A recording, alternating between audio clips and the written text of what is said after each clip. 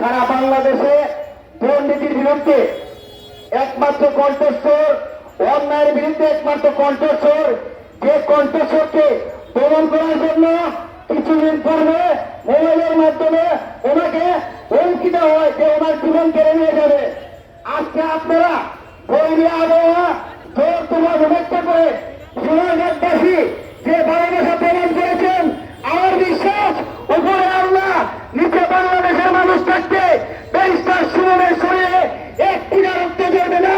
তার আগে বাংলাদেশের জনগণের রক্ত দিয়ে আমরা ব্যারিস্টার সুমনকে বাঁচাবো, এটা আমরা বিশ্বাস করি।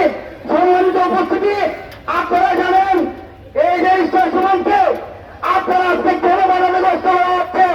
একটি কারণ জানে, ব্যারিস্টার সুমন যদি বেঁচে থাকে সোনারঘাট মাধবপুরে বিগত দিনে যে উন্নয়ন হয় নাই, এই উন্নয়ন আগামী 100 বছরে, আগামী 5 বছরের উন্নয়নের মধ্যে দিয়ে তা প্রমাণ হবে।